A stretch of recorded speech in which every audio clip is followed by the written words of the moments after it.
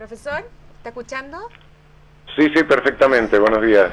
Hola, ¿qué tal, profesor? Muchas Muy gracias bien. por haber accedido a la invitación que le realizó el Centro de Estudio de la Justicia de la Facultad de Derecho de la Universidad de Chile, junto con el Instituto de Estudios Judiciales y la Asociación de Magistrados de Chile, y además con la especial participación de la Federación Latinoamericana de Magistrados, que aquí está presente una delegación de 20 jueces, y en tal virtud es que estamos muy honrados que haya aceptado hacer esta conexión para darnos sus opiniones sobre los temas de gobierno judicial que en algún momento le planteamos. No sé si requiere algún tipo de información previa antes de poder entrar al debate. No, solo cuántos minutos dispongo. Mire, por tener este honor, la verdad es que habíamos pensado todo el tiempo que usted requiera para hacer su exposición sin ningún tipo de limitación y luego entrar a un debate. Estimamos que en total debería ser una hora. Una Perfecto. hora y cuarto. Bueno, muchísimas gracias. Lo dejamos entonces, profesor. Bueno, muchas gracias.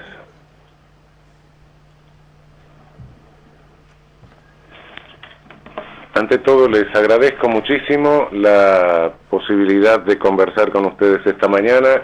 Les agradezco el honor de esta invitación. Lamento no estar físicamente con ustedes allí en este momento.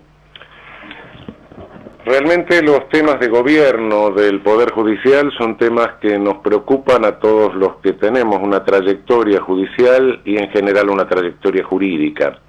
Creo que América Latina se ha ocupado bastante de las cuestiones jurídicas, de ver cómo se deben resolver los problemas y los cuestionamientos en el campo jurídico, pero se ha ocupado poco relativamente acerca del instrumento que tiene que tomar estas decisiones, es decir, del Poder Judicial.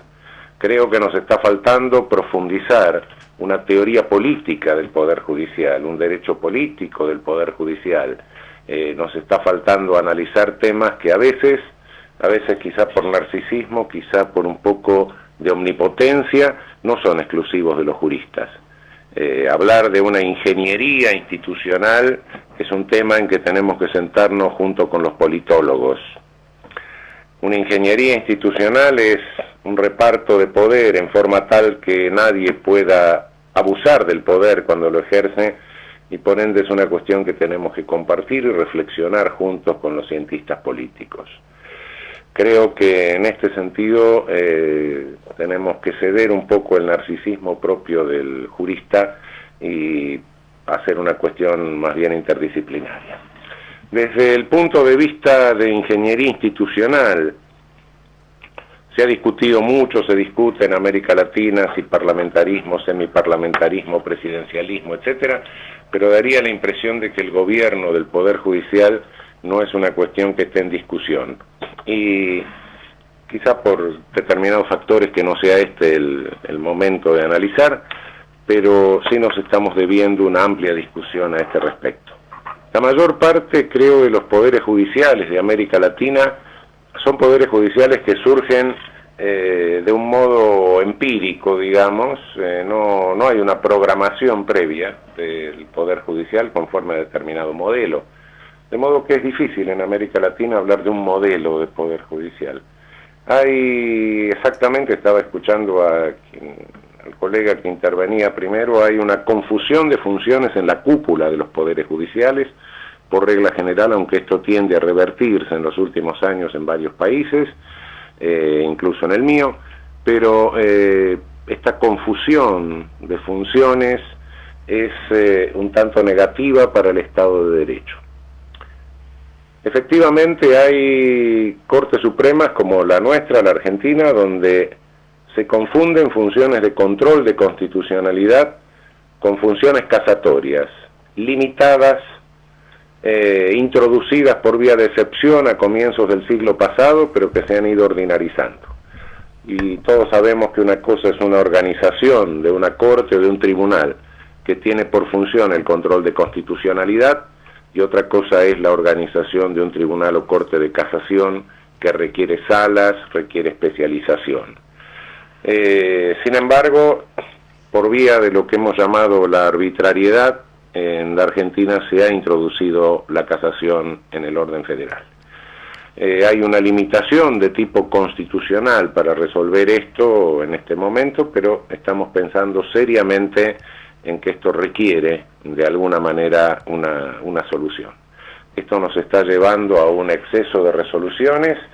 Estamos tramitando por año 13.000 causas en la Corte Suprema, de las cuales, por cierto, no abrimos la competencia más que en un 10%, pero lamentablemente alguien tiene que leer las 13.000 para saber cuándo corresponde abrir la competencia y cuándo no corresponde. Todo esto es un exceso de trabajo que lleva en alguna medida a una ficción de jurisdicción, porque naturalmente el manejo de semejante volumen exige una delegación de competencia, una delegación jurisdiccional real, digamos, ¿no? A esto se añade, no en la Argentina desde la reforma constitucional del 94, pero se nos añadió históricamente a lo largo de todos estos años, hasta la década del 90, que empezó a funcionar el Consejo de la Magistratura, se nos ha añadido que la Corte Suprema también ejercía el gobierno del Poder Judicial. El gobierno del Poder Judicial, que implicaba sanciones, no la sanción de remoción, pero sí otras sanciones a magistrados, a jueces, que implicaba todo el manejo administrativo de licencias, etcétera, que implicaba toda la designación de personal, que implicaba tener a su cargo todo el presupuesto del Poder Judicial federal y nacional, es decir, de la Ciudad de Buenos Aires también. Es decir, ¿a qué lleva esto de que el gobierno del Poder Judicial coincida con el máximo, el tribunal de última instancia del sistema judicial? Este modelo lleva a una arquitectura del Poder Judicial de tipo piramidal, en poderes judiciales donde no están concebidos corporativamente, donde hay cierta horizontalidad en el juzgamiento de la constitucionalidad, como es la tradición del control difuso de constitucionalidad proveniente de la Constitución de los Estados Unidos. El Poder Judicial, que requiere horizontalidad, se corporativiza. Cada vez que hablamos de Poder Judicial, cada vez que hablamos de prestigio del Poder Judicial y de perfeccionamiento del Poder Judicial, inmediatamente surge la palabra independencia. No voy a entrar a precisiones sobre la palabra independencia, pero la independencia de los jueces es externa. Primero, el Poder Judicial no tiene por qué recibir presiones de otros órganos del gobierno y especialmente del Ejecutivo, pero la independencia judicial también es interna. La independencia externa las lesiones a la independencia externa le hacen mucho daño al Poder Judicial, pero son puntuales y escandalosas. Las lesiones a la independencia interna del Poder Judicial, es decir, aquella independencia que requieren los jueces de los propios órganos colegiados, de dentro, internos del Poder Judicial, esa lesión a la independencia interna es cotidiana, es continua y es mucho más perversa. Es la lesión a la independencia interna lo que quiebra, neutraliza la creatividad de los jueces. Normalmente los jueces más jóvenes, normalmente de los tribunales inferiores, es de donde vienen las iniciativas, las renovaciones que van actualizando la jurisprudencia, que van haciendo la jurisprudencia más acorde con la realidad de los hechos en que se va produciendo la inevitable dinámica social. Los modelos piramidales de Poder Judicial en general han sido modelos que dominaron en Europa desde Napoleón hasta, diría yo, la Segunda Guerra Mundial. Modelos que dieron un resultado político, desde el punto de vista de los estados de derecho, verdaderamente lamentable. Mussolini siguió gobernando con el mismo Poder Judicial. Lo único que removió fue a los jueces que integraban la Asociación de Magistrados o el Sindicato de Jueces. El resto Si tuvo algún conflicto fue porque algunos de abajo, apresurados, querían ser más fascistas que los que estaban. Nada más. Hitler gobernó con su mismo poder judicial piramidal. Poder judicial carrerístico. En cuanto se removieron los jueces judíos, los que quedaron dijeron que bien, ya tenemos más vacantes para ascender. Y así siguió funcionando. Lo único que hizo fue sacarle las causas de competencia política directamente y pasárselas a un tribunal político que fue el Tribunal del Pueblo, el Volksgericht, cuyos jueces murieron todos en la cama sin que nadie los molestase. Francia, que es el origen del modelo de alguna manera, aunque también es discutible, puede ser Federico II de Prusia, Francia, que es de donde se toma y se generaliza por regla el modelo piramidal, cuando sufre la invasión y la derrota, cuando los alemanes pasan y vencen la línea Maginot, se genera el bochornoso gobierno títere de Vichy, y todos los jueces franceses, inmediatamente, salvo uno, no sé cuál fue su destino, le jura fidelidad al gobierno de Vichy. España siguió Franco con el mismo poder judicial piramidal, Portugal siguió Oliveira Salazar con el mismo poder judicial piramidal, es decir, el poder judicial tecnoburocrático, entendido como en forma de ejército, como un reclutamiento a través de una escuela, a través de un curso, a través de un concurso, etcétera, que después va ascendiendo en función de mera antigüedad, hasta llegar a la cúpula, a la Corte de Casación, por antigüedad, y en la medida en que se respetan las decisiones de la Corte de Casación, que se bajan piramidalmente hacia abajo, es un poder que directamente cancela, neutraliza, castra cualquier creatividad. Es decir, uno llega más rápido a medida que se va poniendo más viejo, y a medida que va respetando más las decisiones y tiene menos sanciones, por supuesto, las decisiones de la Corte de Casación y de las Cortes Superiores.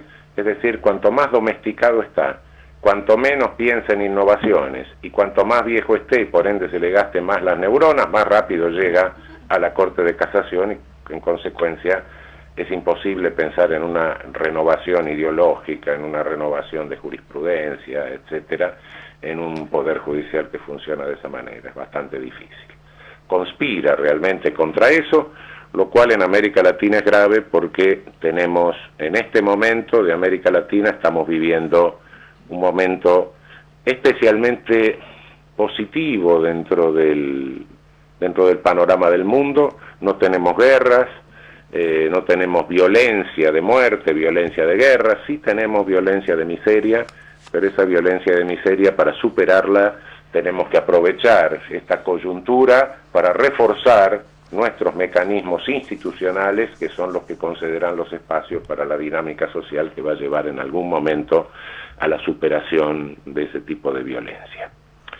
Este modelo, digamos, tecnoburocrático, realmente es un modelo peligroso en cuanto a toda esta creatividad, porque puede llegar a ser un modelo que obstaculice la gobernabilidad necesaria para acompañar este tipo de cambios y para llegar a la superación de la situación que creo que nos preocupa a todos, aunque no estemos todos de acuerdo sobre la forma de superarla, ¿no?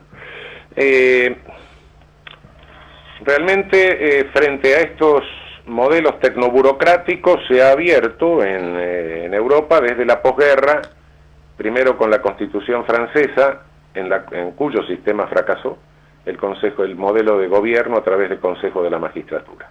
Es la Constitución francesa de la Cuarta República de 1946, donde el Consejo de la Magistratura aparece por primera vez. Hay antecedentes en Europa, especialmente en Italia, pero realmente donde aparece por primera vez en el constitucionalismo moderno es en la Constitución francesa de la Cuarta República del 46. La Constitución italiana de 1947 lo copia. Los italianos tardan unos años en ponerlo en funcionamiento, no pocos.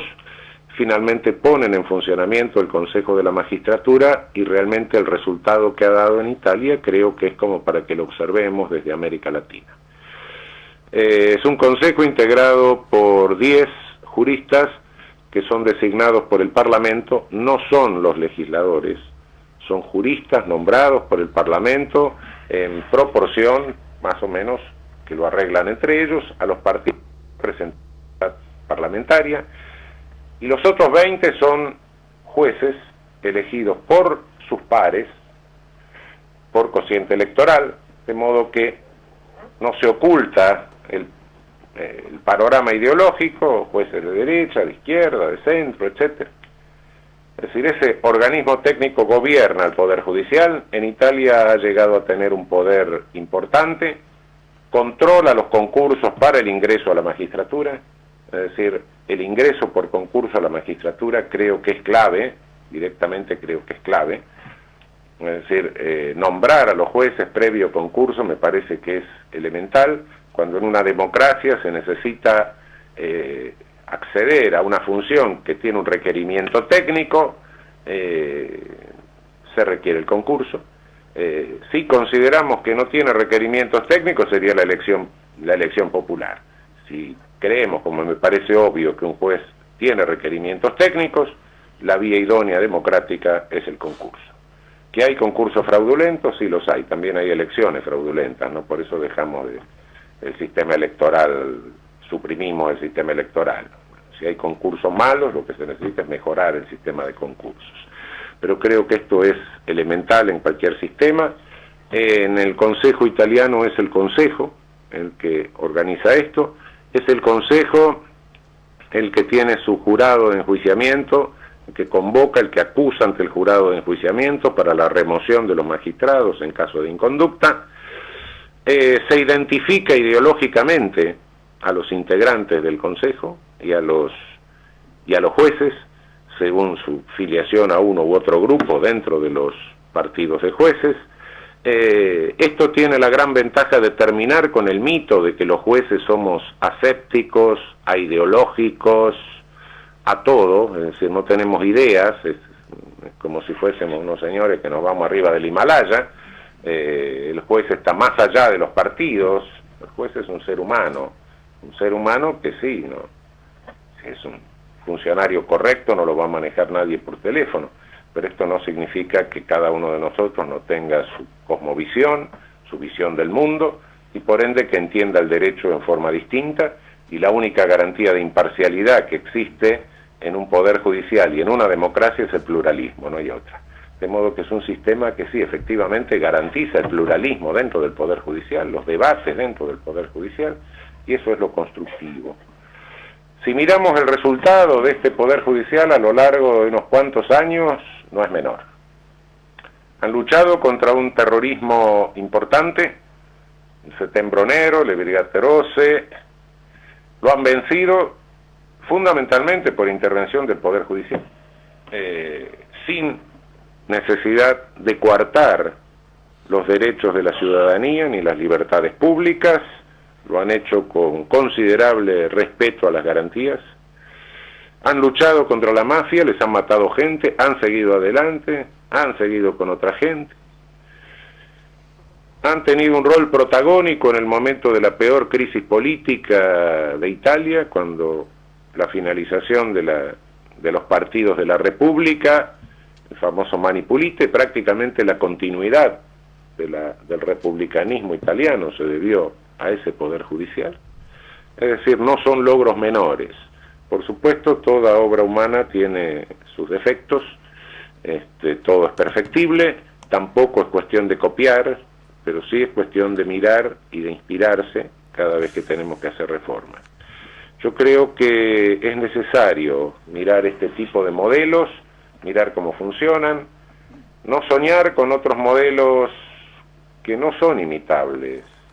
Me gusta el modelo inglés, me gusta el modelo británico, pero necesitaríamos tener unos 1000 años de tradición de colegios de abogados para montar el modelo británico. Modelo británico que surge de la lucha contra la monarquía, tiene una tradición milenaria, siempre los los abogados británicos se opusieron a una burocracia judicial, prefirieron que los jueces saliesen de entre ellos, etcétera. Todo esto hace que sea un modelo que virtualmente sea inimitable, sin tener esas coyunturas y esa historia detrás y esa tradición detrás. Yo sé que hay una admiración a veces por el modelo norteamericano que se va difundiendo, pero el modelo norteamericano lo copiamos en la Argentina, lo arruinamos bastante, pero el modelo norteamericano, no nos olvidemos que tiene también en su trayectoria histórica, tiene luces y tiene sombras. Primero, es un modelo de pura designación política. Los magistrados federales se designan políticamente, como lo hicimos en la Argentina hasta la década del 90. La designación política requiere los acuerdos de los senadores del Estado, del partido, de la provincia, en la cual tiene su sede el juez federal. La designación política no nos marca un nivel mínimo de competencia, un nivel mínimo de calidad intelectual por parte del juez. No hay en los Estados Unidos, hay un informe del American Bar Association, pero no hay el informe del American Bar no es obligatorio, no es vinculante para el poder político. El único que en la práctica es vinculante es el informe policial, del FBI. El otro no. A lo largo no conocemos realmente, salvo Eisenhower, que creo que nombró 2 jueces demócratas en la Corte Suprema, de lo cual después dijo que se arrepintió. Todos los presidentes norteamericanos nombraron gente de sus partidos en la Corte Suprema de los Estados Unidos. En el momento en que hubo que discutir si Bush había ganado o no la elección, cuando la primera elección de Bush, salieron 5 votos a favor de Bush y 4 votos en contra. Los 5 votos a favor eran de jueces, magistrados de la Corte Suprema nominados por administraciones republicanas. Los 4 votos en contra eran los 4 votos de magistrados de la Corte Suprema nominados por administración demócrata. Si vemos la historia del Poder Judicial de Estados Unidos, por supuesto hay muchas cosas que tenemos que aprender, hay muchas sentencias importantes, ha habido muchos Chief Justice progresistas, se ha abierto toda una jurisprudencia de garantías importante, pero ha habido marchas y contramarchas, y este no es un momento de marchas adelante, me parece. En algún momento la Corte Suprema de Estados Unidos precipitó la guerra de secesión con una sentencia que le negaba a un negro el derecho de habeas corpus. En algún momento la Corte Suprema de Estados Unidos encabezó un poder judicial que llevó a la ejecución de Sacco y Vanzetti. En algún momento la Corte Suprema de Estados Unidos se olvidó de declarar la inconstitucionalidad de las leyes que prohibían los matrimonios mixtos entre negros y blancos. La inconstitucionalidad de la ley de Virginia de matrimonios mixtos se declara recién en 1957. En algún momento la Corte Suprema de Estados Unidos bloqueó las reformas del New Deal que llevaba adelante el presidente Roosevelt para salir de la terrible crisis recesiva de 1929. Es decir, cuidado, que este sistema de nominación política pura tiene luces y sombras. Miremos otros sistemas, estudiemos el panorama comparado, y realmente creo que caminar hacia la separación del gobierno del Poder Judicial, de las cúpulas del Poder Judicial, es una medida indispensable para evitar el verticalismo del Poder Judicial, la corporativización del Poder Judicial, generar un organismo plural, lo más plural posible, que se ocupe de la selección de los magistrados a través de concurso, que se ocupe de los casos en que hay que llevar adelante la acusación contra magistrados y que se ocupe de la administración del presupuesto del Poder Judicial, creo que es importantísimo.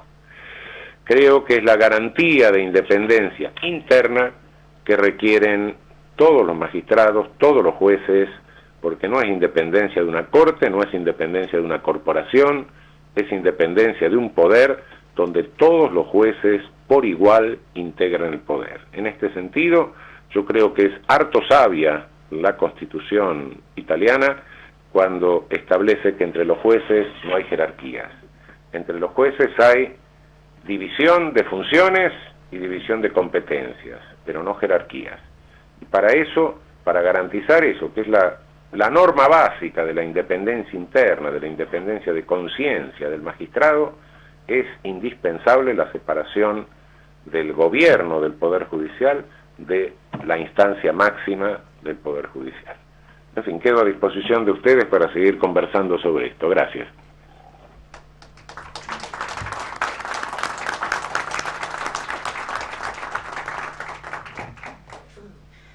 Muchas gracias, profesor y magistrado don Eugenio Raúl Zaffaroni.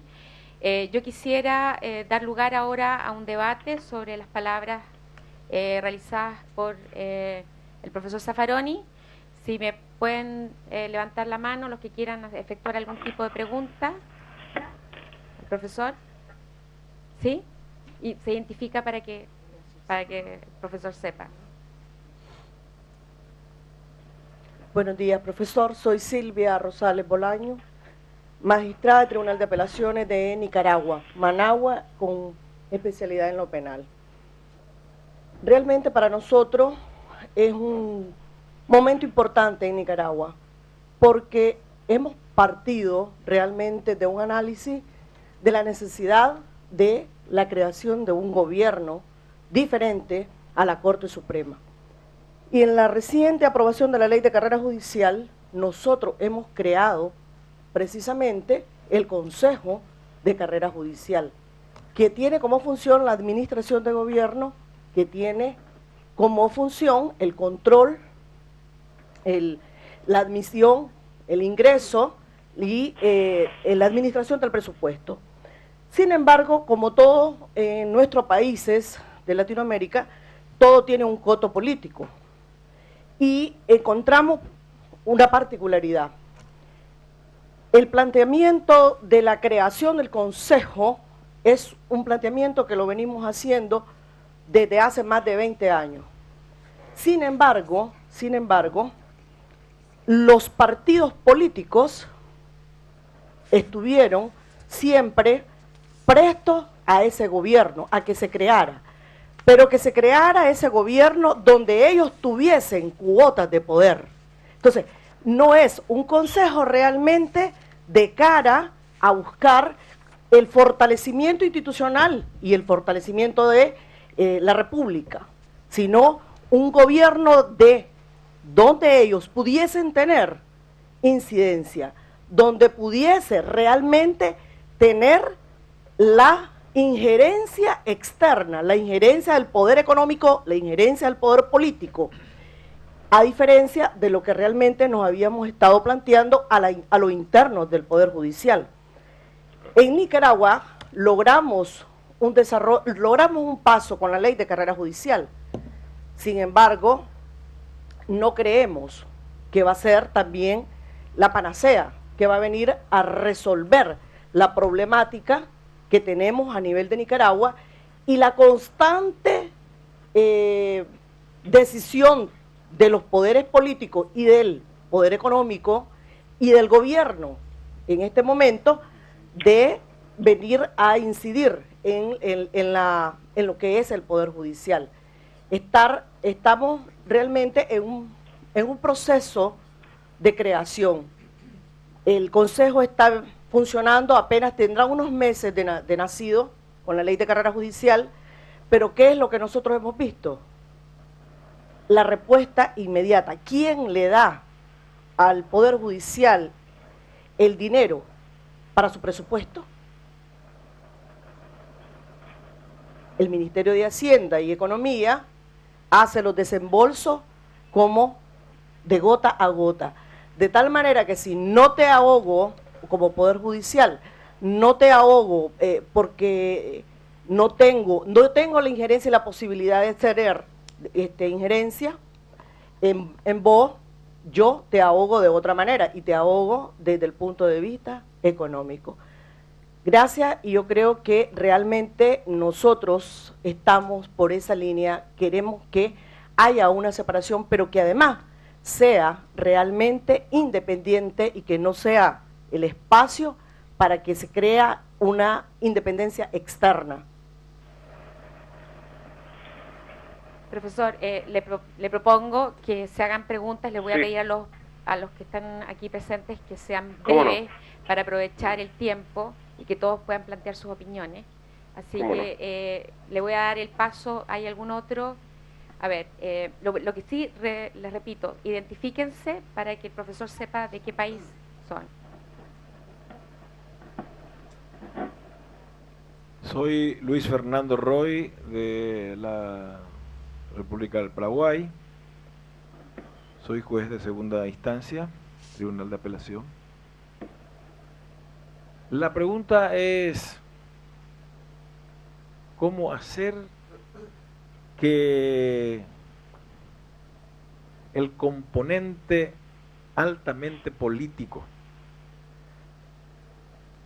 de la Constitución, de los consejos de magistratura, concretamente en el Paraguay, con la nueva Constitución de 1992, se ha creado el Consejo de la Magistratura, que está compuesta por 2 diputados, 2 senadores, un representante del Poder Ejecutivo, un representante de la Corte Suprema de Justicia, 2 profesores universitarios, uno por la Universidad Nacional de Asunción y otro por la Universidad, la carrera de Derecho más antigua, o sea, con más de 20 años de antigüedad, y 2 representantes de los gremios, del gremio de abogados.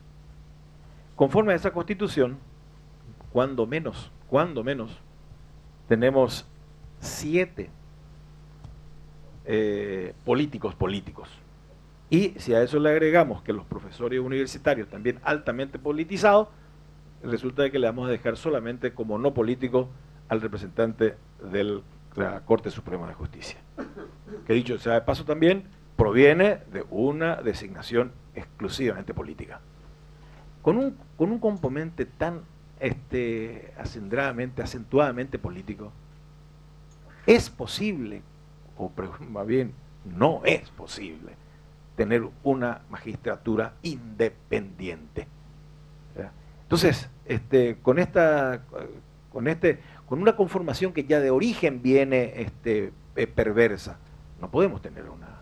La pregunta consiste entonces, ¿qué hacer para que los consejos de magistratura, que no dejan de ser para mí el mejor sistema, solamente que su componente es el malo? Porque antes teníamos la designación directa del Poder Ejecutivo y era peor todavía.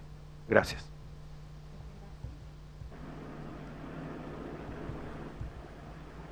Gracias. Buenos días a la concurrencia, al profesor Zaffaroni. Manuel Rojas Troché, representante de la Asociación Profesional de Magistrados del Perú. En concreto, profesor y colega, quisiera su comentario porque efectivamente, por el tema de la intervención de la Administración de Justicia que sufrió mi país el año 1992, con una constitución del año 1993 que está vigente, se creó, se refundó el Consejo Nacional de la Magistratura. Y ocurre un caso muy similar a Paraguay, porque si bien tiene 7 miembros componentes, políticamente, sin representar abiertamente a partidos políticos, solo obligatoriamente está integrado por 4 juristas. Uno de ellos es designado por la Corte Suprema, uno de ellos es designado por la Fiscalía General de la Nación, otro de los miembros es por las facultades de Derecho y otro miembro por el Colegio de Abogados a nivel nacional. Los 2 primeros, como se decía, por lo menos se presume que no hay abierto ejercicio político al ser magistrados del Poder Judicial y del Ministerio Público. Pero se ha presentado en la práctica que en las elecciones, a nivel de docentes universitarios de la Facultad de Derecho y también a nivel de los gremios de abogados, por ahí se ha ingresado candidatos con abierta antecedentes políticos.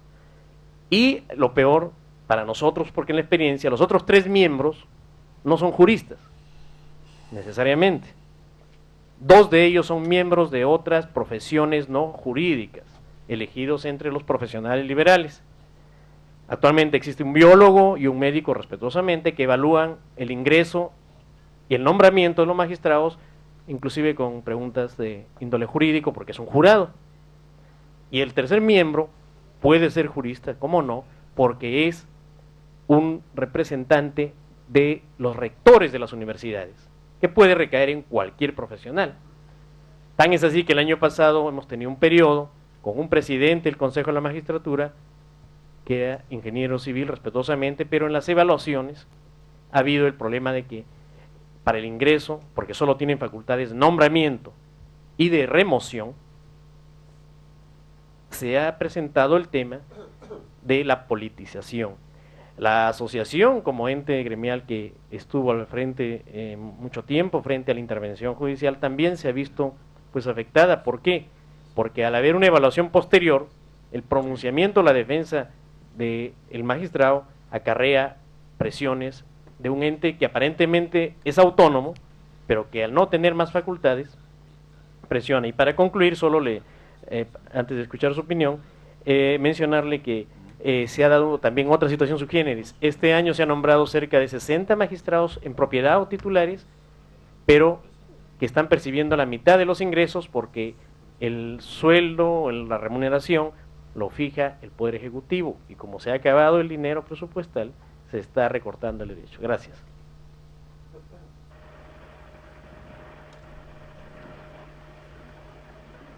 Profesor Zaffaroni, buenos días.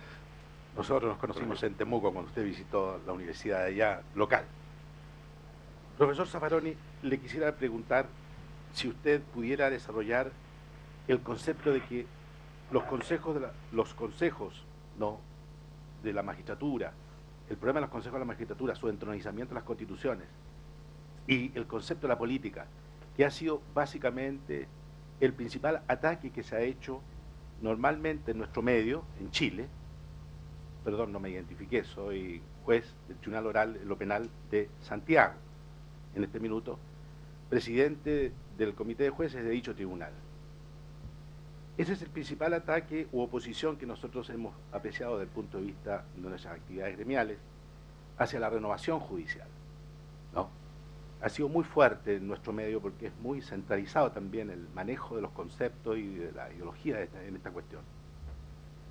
Lo invito a desarrollar, profesor Zaffaroni, la idea de si es posible mejorar la política entonces, en definitiva, y dicho claramente, mejorar la calidad de la política por la vía de salvar la producción jurisdiccional, por una procura más clara de la independencia interna, como usted muy bien lo señaló, salvando de un modo más transparente, más claro, más prístino, el criterio de validez de las normas que se contienen en la sentencia de los jueces.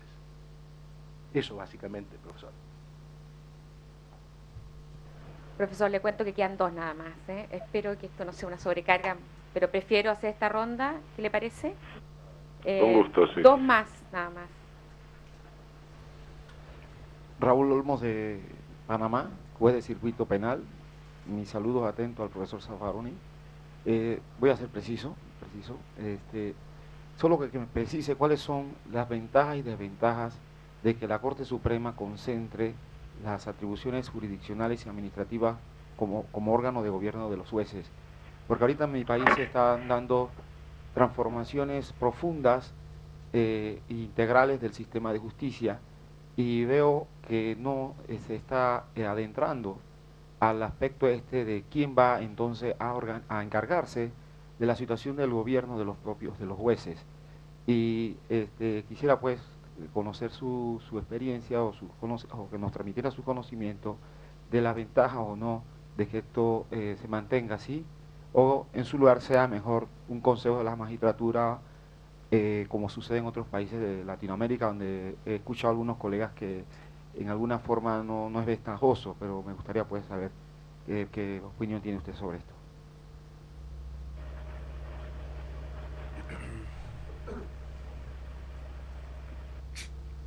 Rodrigo Urrutia, juez de garantía de Iquique, Chile.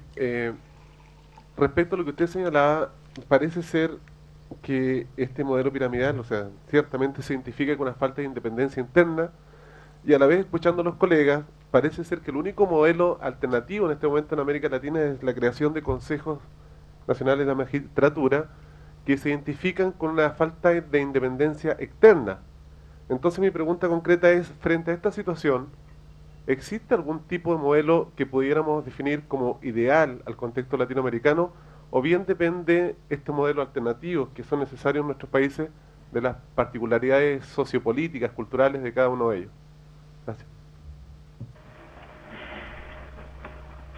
Profesor, ya puede dar curso a todas las, haciendo en definitiva, ojalá sintetizando muchas de las preguntas que han sido en gran medida comunes respecto al tema de la politización de los consejos.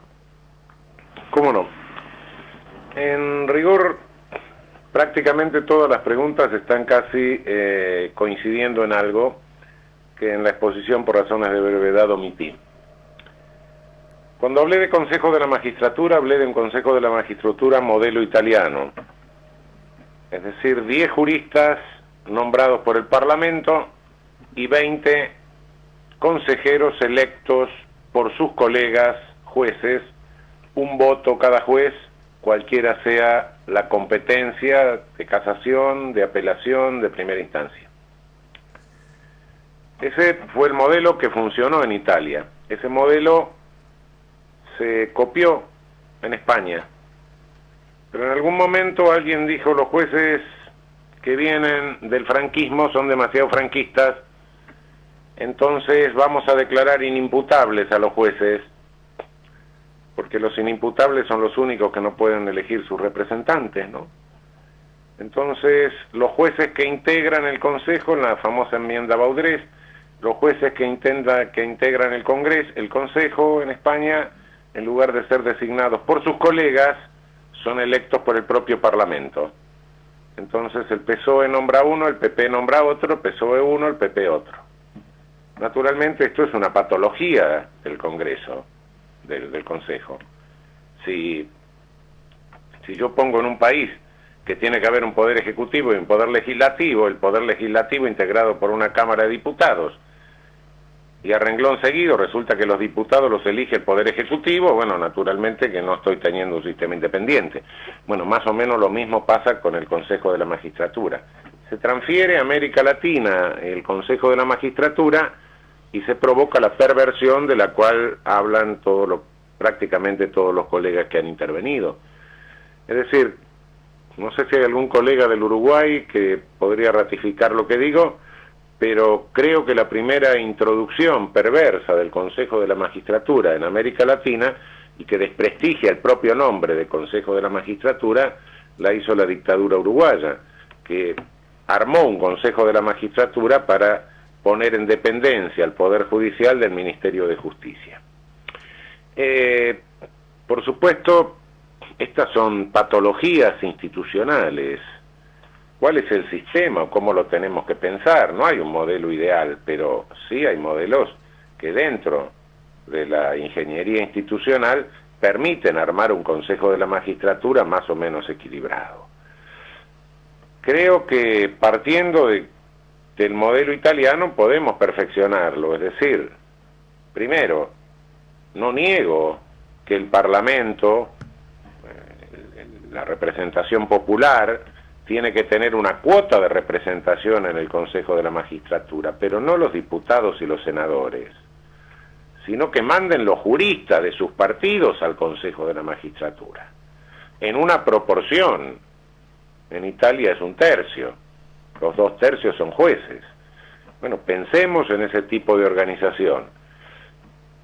Que estén representados los profesores universitarios, no me parece mal, que estén representados los abogados, me parece perfecto, quizás si se hace muy numeroso el Consejo de la Magistratura, asume características medio parlamentarias y se hace un poco lento su funcionamiento, bueno, es un inconveniente de tipo burocrático que habrá que resolver.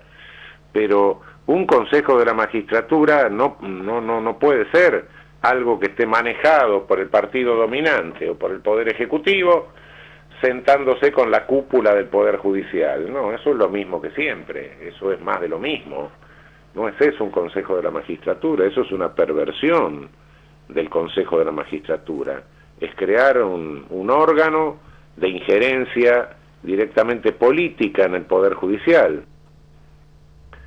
El llamado control externo de que se habla en Brasil, no, naturalmente no se trata de un control externo, se trata de crear un órgano de gobierno del Poder Judicial que tiene que ser del propio Poder Judicial. Y por ende tiene que haber un número, por lo menos la mitad, que tienen que ser jueces. Jueces electos por sus colegas, no jueces designados por el Poder Ejecutivo según sean más amigos o menos amigos, ni por el Poder Legislativo. Si el Poder Legislativo designe su cuota con ciertas características, que sean profesores universitarios o que sean abogados con más de 20 años de ejercicio de la profesión, es decir, que no manden al cuñado, sino que manden realmente al jurista del partido. Eso es interesante, eso pluraliza, pero no que eso domine al Consejo de la Magistratura. El inconveniente de que haya legisladores, diputados, senadores en el Consejo de la Magistratura es doble. Primero, y no lo digo, en el Consejo de la Magistratura de mi país los hay muy buena gente, algunos son amigos personales, no es una cuestión personal, es una cuestión institucional. Primero y fundamental, si el Consejo de la Magistratura no es control externo, sino órgano de gobierno del Poder Judicial, órgano de gobierno administrativo del Poder Judicial, no pueden los integrantes de un poder estar integrando otro poder del Estado, en principio. En segundo, esto como principio teórico. Como cuestión práctica, la función política y la función legislativa es una función que ocupa muchísimo tiempo, es una actividad muy competitiva, y el día tiene 24 horas, tanto para los diputados, senadores, como para los jueces. De modo que estar cumpliendo las dos funciones, desde un punto de vista práctico, es virtualmente imposible. En tercer lugar,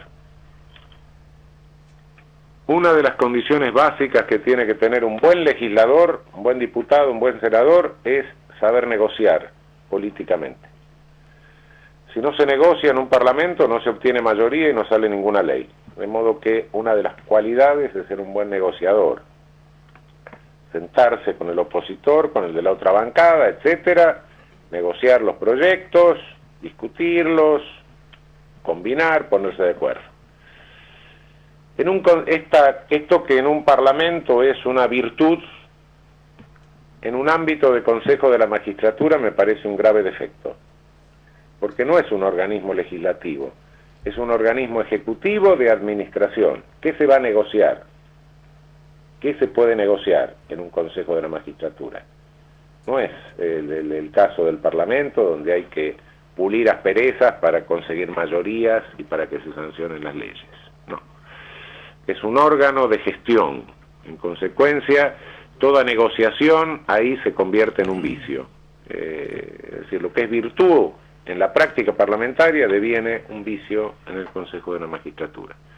Creo que por estas razones hay que reconocer, por supuesto, y pluraliza, y es interesante que pluralice ideológicamente el Consejo, la presencia de los juristas de los partidos, pero esto no debe ser dominante, no debe ser la presencia dominante nunca en el Consejo.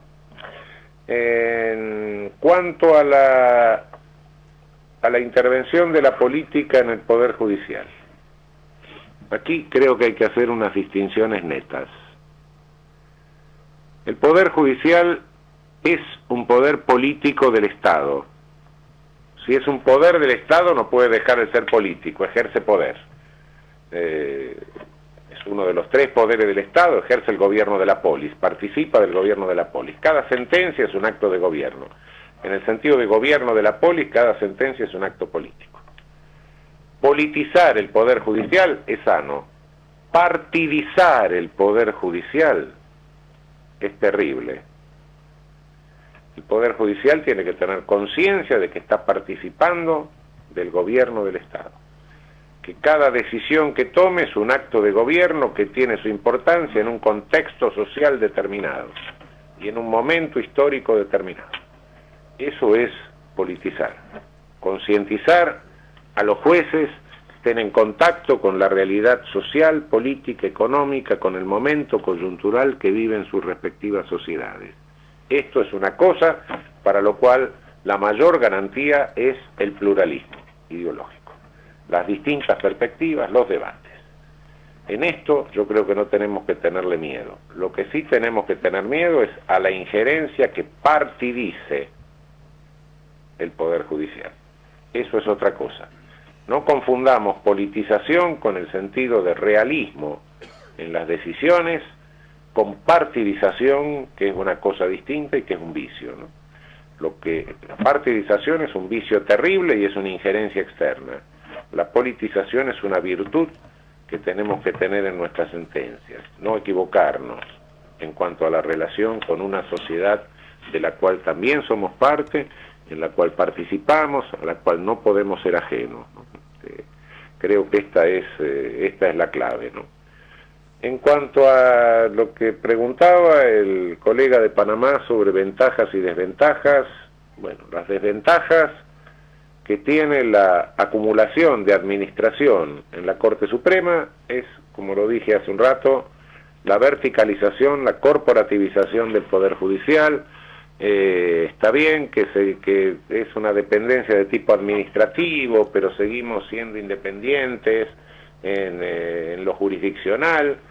Sí, somos independientes, pero después nos niegan la licencia, somos independientes, pero no nos nombran a los secretarios, somos independientes, pero no nos nombran al personal que necesitamos, somos independientes, pero nos molestan de mil maneras, somos independientes, pero nos hacen los sumarios.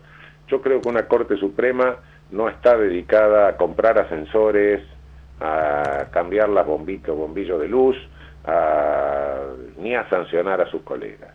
Una Corte Suprema tiene que estar dedicada a controlar la constitucionalidad de las leyes y de las sentencias. Creo que esa tarea la tiene que derivar en un consejo, pero en un consejo en serio, que sea un órgano de gobierno plural, no en una caricatura en la cual quiera meterse el Ejecutivo o meterse los partidos políticos a hegemonizar el Poder Judicial o interferir en la función judicial.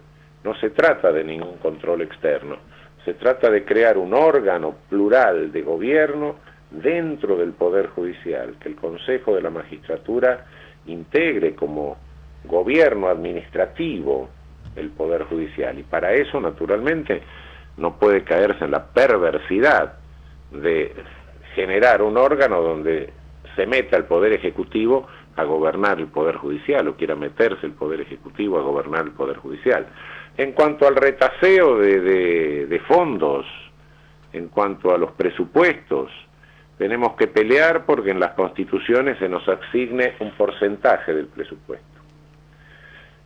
Se asigne al Poder Judicial un porcentaje que sea intocable. En cuanto al retaseo de presupuesto para afectar los salarios de los magistrados, deteriorando el ingreso de los magistrados, creo que tenemos abiertos los caminos para plantear los amparos, los mandados de seguranza o lo que sea, en cada uno de nuestros sistemas, porque el deterioro de los salarios de los magistrados indiscutiblemente que es un medio de afectar la independencia del Poder Judicial y de afectar el principio republicano de gobierno. Es decir, eso hay que pelearlo internamente cuando hay una arbitraria reducción de salarios a través de omisiones del Poder Ejecutivo, de retaseos por parte del presupuestario, por parte del legislativo.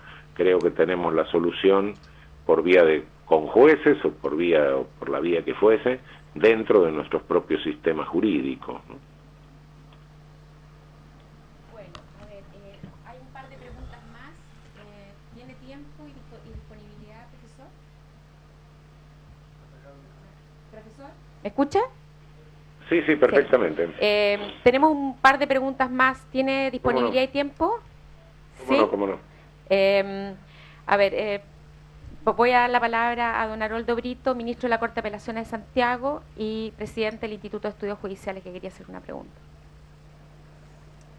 Buenos días, profesor. También nosotros sentimos que no haya podido estar con nosotros, pero en fin, está resultando especialmente productiva esta alarde de tecnología y, en fin, ya tendremos ocasión de tenerlo en cuerpo. Profesor, yo quisiera hacer un comentario, no un complemento a lo que usted acaba de decir, pero sí un comentario para solo destacar, enfatizar aún más la idea.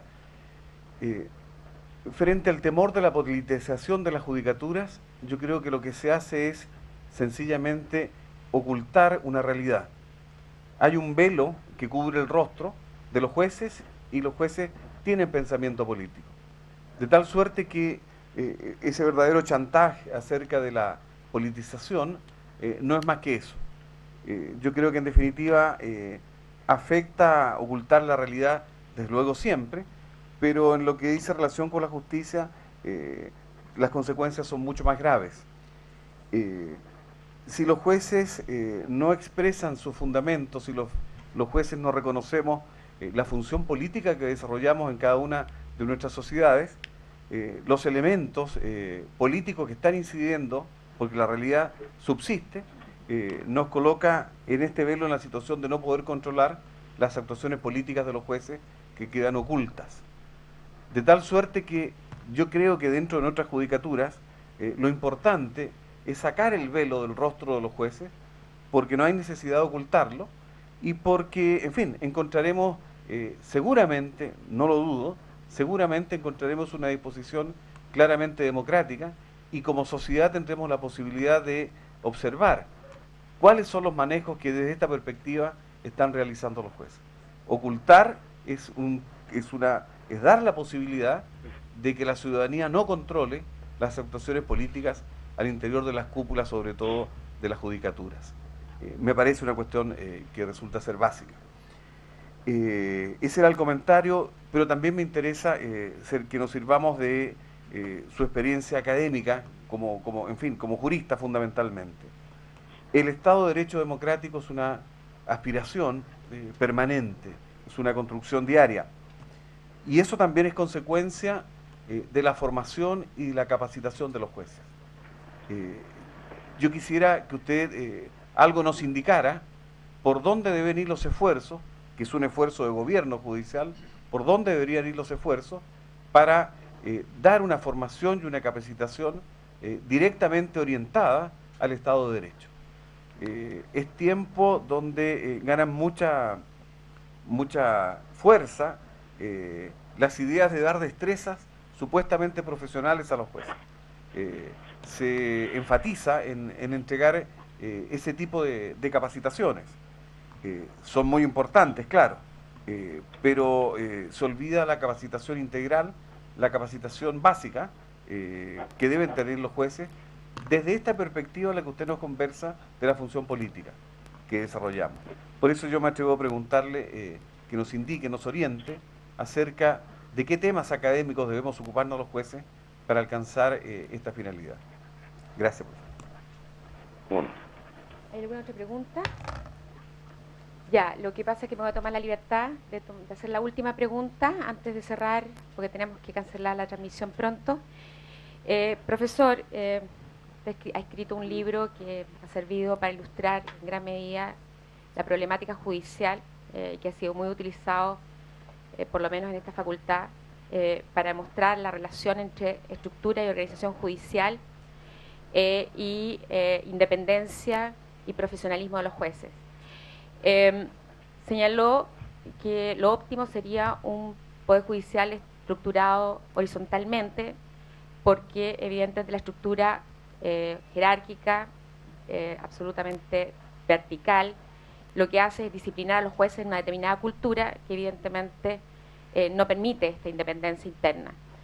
Pero me llama la atención que a pesar de todo esto que dice, señale la necesidad del poder judicial. Poder judicial es realmente como deberíamos designar al poder judicial, porque pareciera dar lugar a la idea de una corporación, ¿no es cierto?, que se enfrenta a los demás poderes en los mismos términos, más que hablar de independencia, más que hablar de jueces,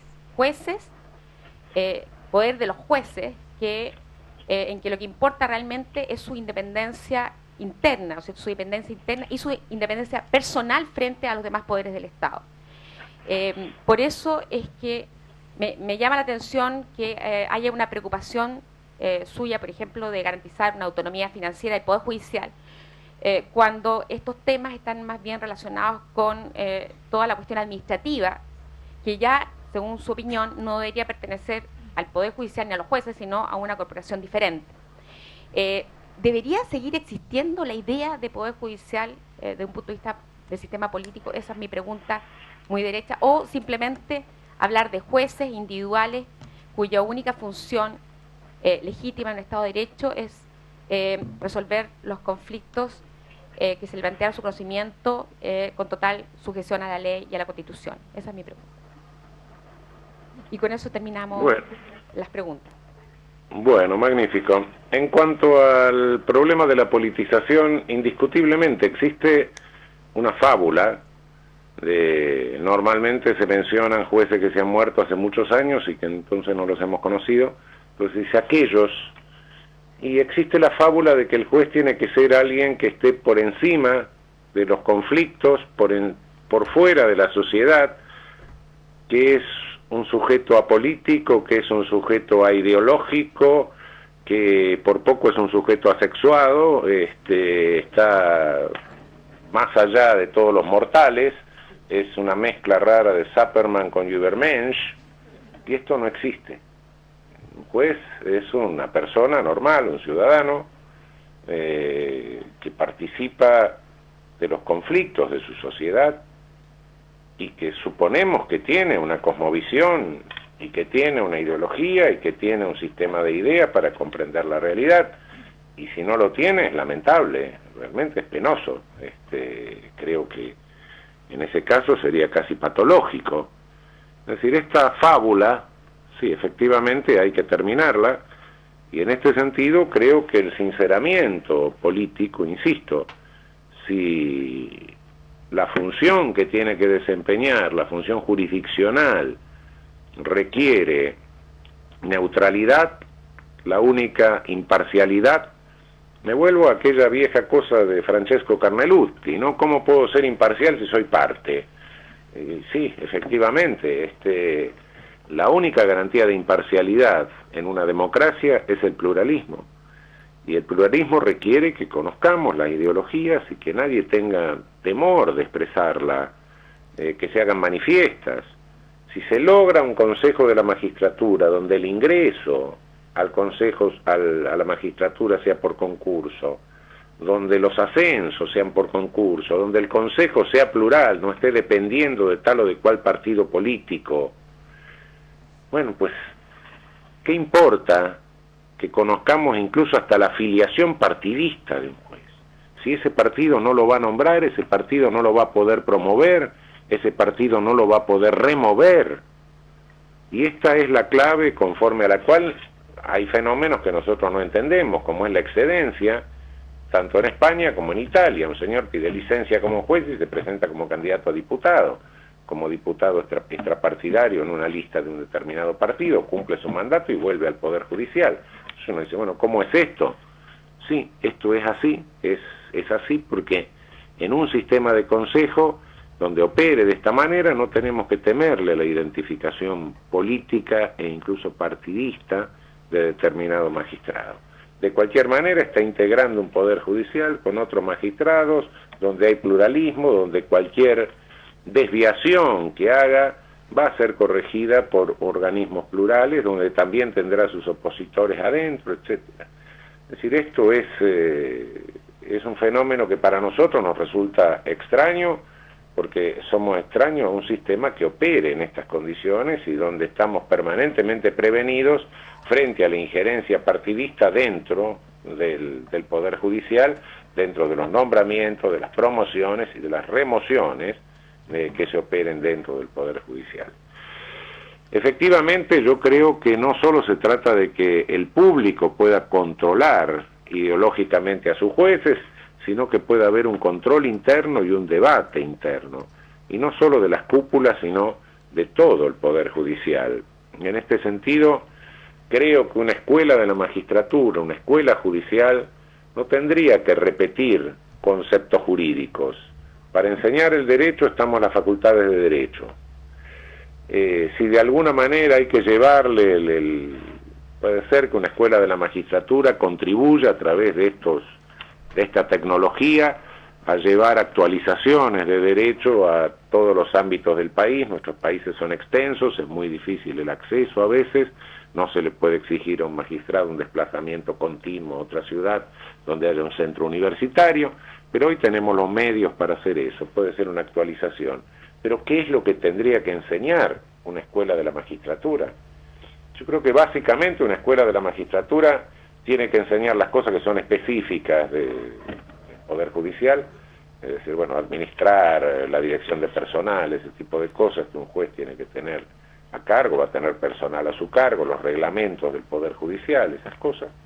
Pero por otra parte yo creo que hay que enseñarle cultura general, filosofía básica, historia, sociología, que el juez tenga la capacidad, darle los elementos que a veces las facultades de derecho no proporcionan para poder evaluar la magnitud de la situación frente a la cual se encuentra, frente a la cual tendrá que decidir políticamente, como parte del gobierno de la polis, como parte del gobierno del Estado, inevitablemente. La colega me habla de ¿por qué sigo hablando de Poder Judicial? Yo creo que el Poder Judicial cumple dos funciones, una es la de resolver conflictos y otra creo que es básica para el Estado de Derecho, que es la de control de constitucionalidad. Un Estado en el cual no haya control de constitucionalidad hace que su constitución sea un acto de buena voluntad, casi declarativo. El control de constitucionalidad es fundamental.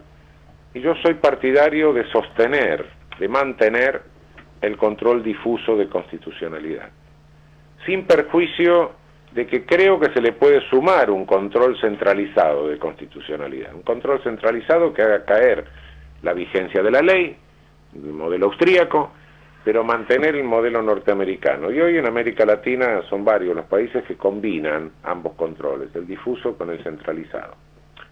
Creo que esta combinación de los dos controles es mejor que cualquiera de ellos aislado, pero sostengo la necesidad de mantener el control difuso, que cada juez mantenga la dignidad de poder declarar la inconstitucionalidad de una ley, cualquiera sea el nivel de competencia que le incumba. Creo que esto garantiza de alguna manera la horizontalidad, pero garantiza una función que es común. Y en este sentido es que creo que hay que seguir hablando de poder judicial. Es el poder que lo ejercen todos los jueces, es el poder de contrarrestar la voluntad popular cuando coyunturalmente se desvía del cauce constitucional. Sé que hay una serie de discusiones sobre esto, el debate Kelsen, Carl Schmitt, etcétera. No me voy a ocupar en este momento de esto, pero creo que es fundamental para el Estado de Derecho esta facultad. No en vano quien se la discutía era Carl Schmitt, ¿no? Está más o menos claro lo que esto significa ideológicamente. Y en este sentido es un contrapoder, es un poder legislativo negativo que se ejerce cuando el poder legislativo se desvía de su camino, del camino que le marca la Constitución. Por eso creo que hay que seguir hablando de poder. Insisto, cuando hablo de Consejo de la Magistratura tampoco estoy hablando de un órgano extraño al Poder Judicial. Por lo menos el Consejo de la Magistratura tiene que estar integrado, en mi criterio, con un 50% de jueces. Y el Consejo de la Magistratura, insisto, tal cual lo pienso, no puede ser un control externo. Es gobierno interno del Poder Judicial. No nos vendan que es un control externo y conforme a eso pueden entrar legisladores, puede entrar un ministro, puede entrar... No. Tiene que ser un órgano de gobierno del Poder Judicial. No podemos admitir que el Poder Judicial sea administrativamente gobernado por alguien que no sea del Poder Judicial. Bueno, quien asume una función de consejero está asumiendo una función judicial en el sentido formal. Que no tenga jurisdicción es otra cosa, pero que integra el Poder Judicial como órgano de gobierno administrativo del Poder Judicial, sí. Bueno, profesor Zaffaroni, vamos a cerrar esta parte del seminario que ya lleva 2 días de discusión sobre todos estos temas. Desde luego, ayer discutimos sobre jurisdicción, sobre jueces y constitución, donde discutimos el tema de las funciones sobre el control de constitucionalidad que corresponde a los jueces respecto de las leyes. Así que le agradecemos que hayamos escuchado al menos su opinión al respecto, que evidentemente es polémica. Y para cerrar, le voy a dar la palabra a don Sidney Benetti, que es el presidente de la Unión Internacional de Magistrados, que quiere agradecerle su participación en este seminario. Muchas gracias. Y de parte de la Facultad de Derecho de la Universidad de Chile, se despide usted, María Inés Horvitz. Muchas gracias. Sí. Estimado profesor Eugenio Raúl Zaffaroni, magistrado de la Corte Suprema de Argentina, habla el magistrado Sidney Benetti de Brasil, presidente de la Unión Internacional de Magistrados. Solamente para me congratular con usted por esta presentación magnífica que nos hace, con esta visión panorámica del Poder Judicial en todos los sistemas, de forma que tenemos ahora una visión de los puntos positivos y los puntos negativos de los instrumentos de gestión y de dirección del Poder Judicial en el mundo. La Unión Internacional de Magistrados es una entidad que hace 50 años viene se preocupando con estos temas y en sus comisiones de estudio, sobre todo en la primera comisión de estudio, ha algunas veces enfrentado la cuestión de los consejos de magistratura en el mundo, sus defectos, sus puntos positivos que se nos presentan. Y estoy cierto que esta presentación que usted ha hecho para nosotros está muy adelante do que hemos discutido hasta ahora, mismo en estos 50 años de estudios de la Unión Internacional de Magistrados. Me congratulo con usted, le agradezco especialmente esta oportunidad que nos ha dado y estoy cierto que en el futuro vamos a contar con la esclarecida presencia de usted, incluso para nos brindar con estas lecciones para la propia Unión Internacional de Magistrados. Por último, le pido perdón por hablar español, por intentar hablar español, pero estoy seguro que, como se dice, es mejor hablar mal el español que perfecto portugués, sobre todo para algunos que no son hablantes de la lengua portuguesa, que no es su caso. Muchas gracias al profesor Zaffaroni y es la gratitud no solamente de este seminario, pero de todos los jueces y magistrados del mundo. Gracias.